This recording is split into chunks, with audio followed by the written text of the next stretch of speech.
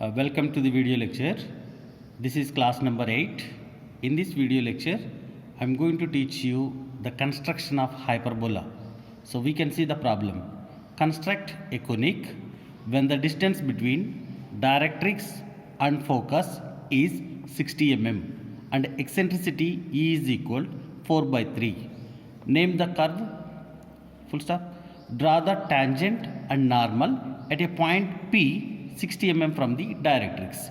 So if we observe this problem up to this particular condition that is related to the construction of hyperbola, and next from this particular point this is related to the construction of tangent and normal. We have the condition with respect to the directrix also.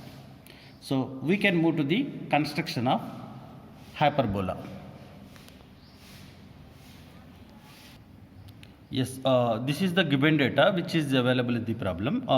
The distance between directrix to the focus, that is 60 mm, and eccentricity value is equal to the 4 by 3. So here the numerator 4 units representing the distance between vertex to focus, and denominator 3 units are representing the distance between vertex to directrix. So we can construct, initially we can construct directrix, that means that is the fixed vertical line. So with 2H pencil we can construct it.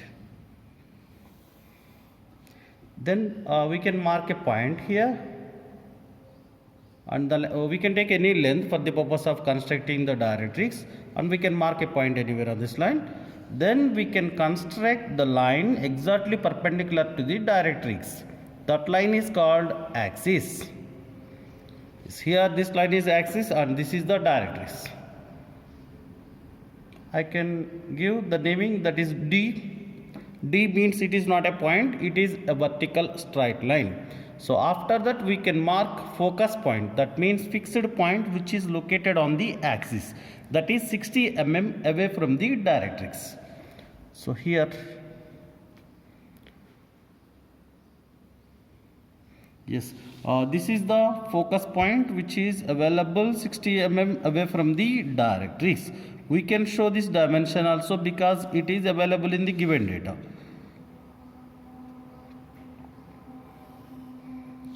So extension lines, then we can construct arrowheads, then give the dimensioning figure exactly middle and above the line.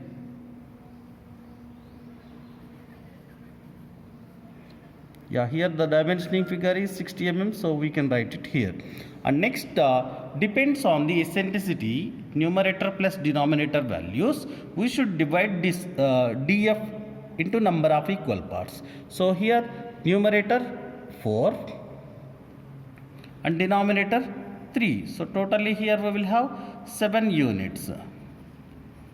And similarly here numerator vf and denominator VD, so that is equal DF. So actually DF is equal to 60 mm. So here we should divide 60 mm into 7 equal parts. So we can follow division of a line method. So already you people know how to divide the line into number of equal parts according to the division of a line method.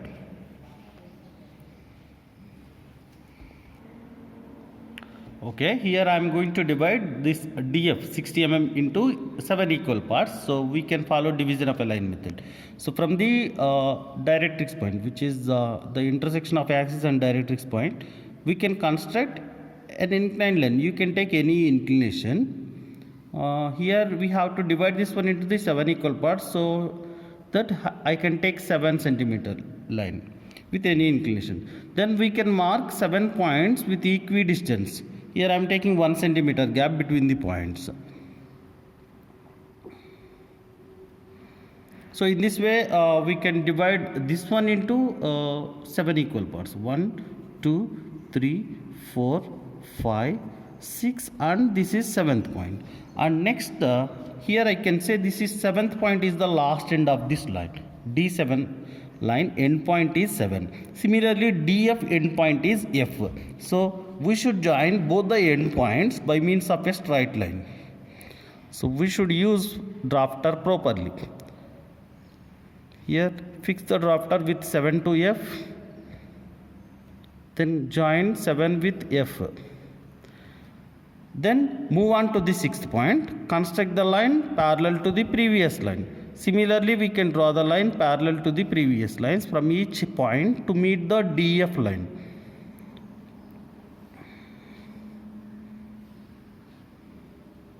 So the main line automatically will be divided into 7 equal parts. So again here we can give 1 dash, this is 2 dash, 3 dash, 4 dash, 5 dash, 6 dash, and this is 7th point, that is 7 dash. So line is divided into 7 equal parts. And here according to the eccentricity value, the denominator number, that is third point, directly we can mark the denominator number as vertex. So here dV is equal to 3 units. Similarly, VF is equal to 4 units. 3 to 7, 4 units. So the condition is satisfied. So next we can construct the line. Fix the drafter with the axis or with the directrix. Then we can construct the line perpendicular to the axis from the vertex point. Then we can take VF dimension as radius, V2F dimension as radius, V as center, draw the arc. That means to cut the previous line we are constructing the arc. So here we will be getting intersection point. That point becomes capital E. Then immediately join point E with the D. Join point E with D and extend the same line upwards. We can extend the same line upwards in this way. So here and next step we should mark number of points from vertex towards right end. So we can consider these points, 4 points.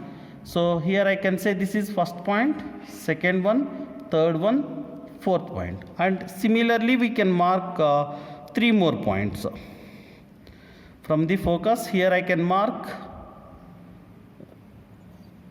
with 1 centimeter gap. Here I can mark 3 more points. So this is the 5th point, 6th point, and this is 7th point. 7 points are enough.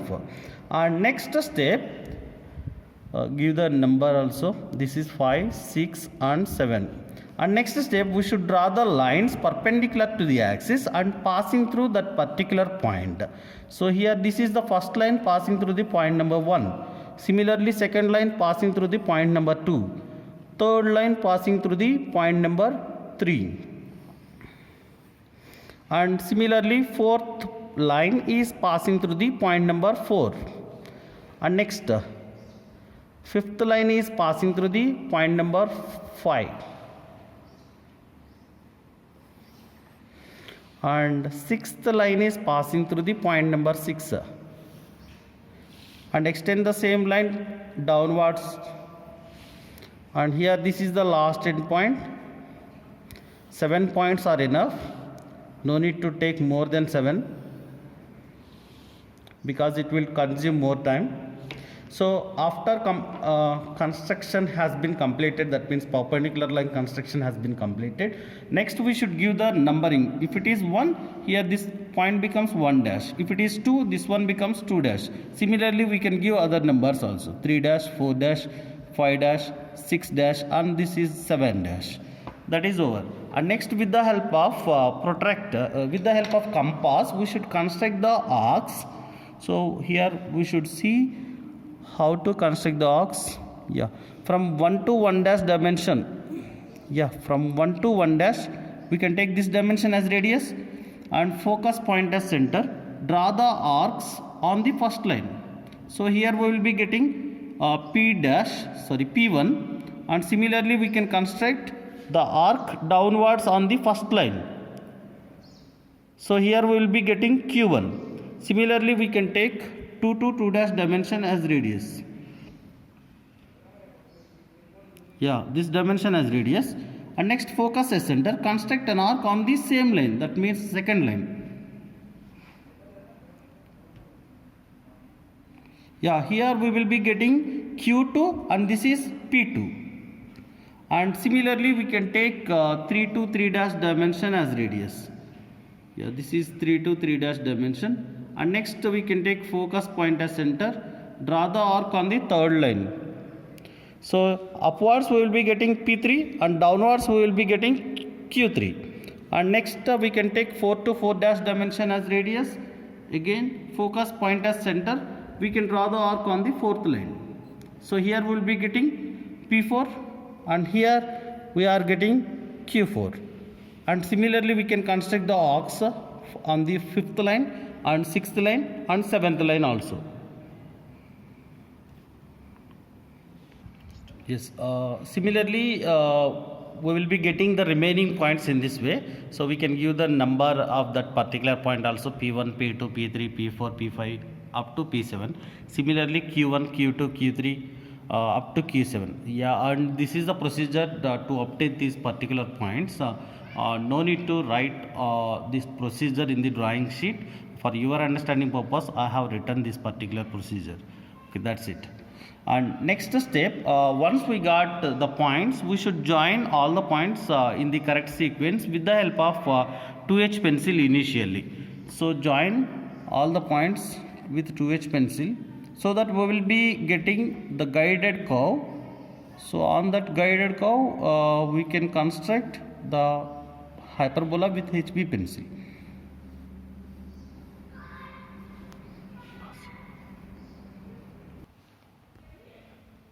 Yes. In this way we will be getting the guided curve with 2H pencil. After that, up to this particular step we should use only 2H pencil. Then after guided curve, we should take HB pencil. Then with the help of HB pencil we can construct or we can draw the curve over the guided curve.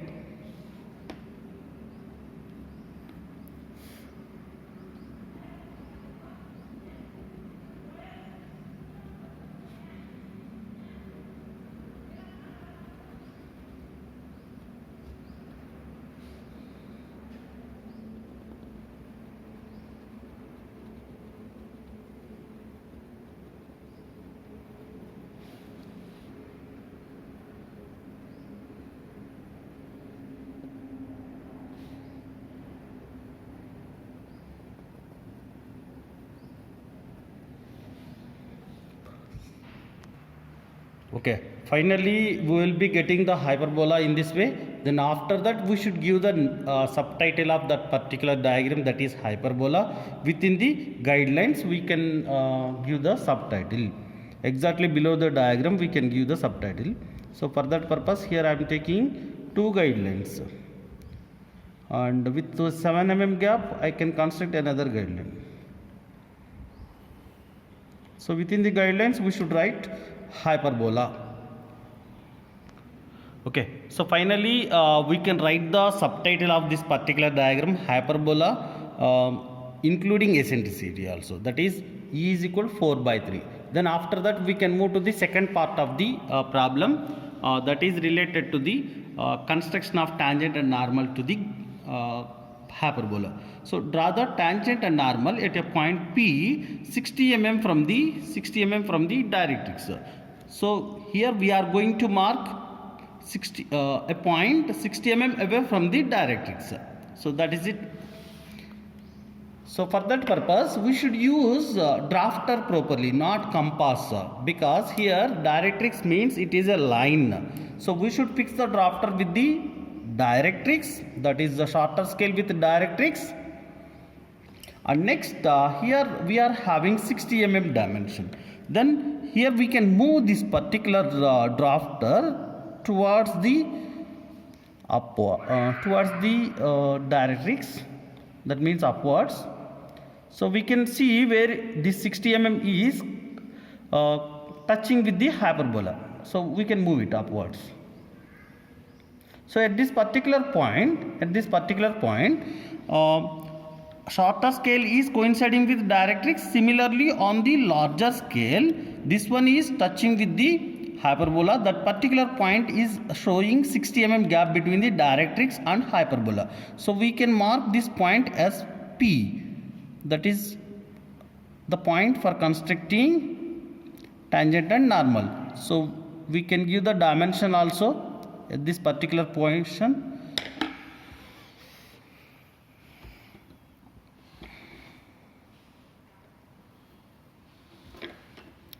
This is the condition for constructing tangent and normal.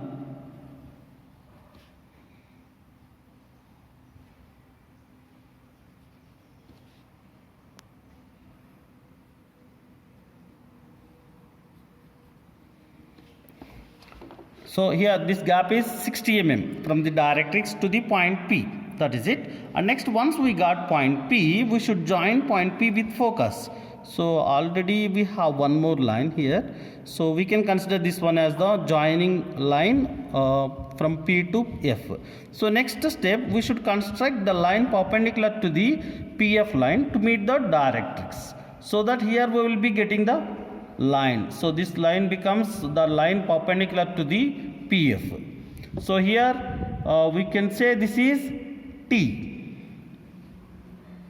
So once we got T, we should join T with P and extend the same line upwards, so that we will be getting the tangent line. So join T with P. No problem here, this extended line and tangent both are coinciding because we are having 60 mm here. So we may have some other dimension also for constructing tangent and normal to this particular problem. Here this extended line and once again I am telling you, extended line and tangent both are coinciding. So in this way we will be getting the tangent without changing the inclination of the drafter. We can use shorter scale for the purpose of constructing normal. So this is the normal. Then finally we can give the naming also. This is T and other end we can give S. TS represents tangent, and similarly we can give MN, and MN is normal. And if you observe, tangent and normal both are perpendicular to each other. That is it.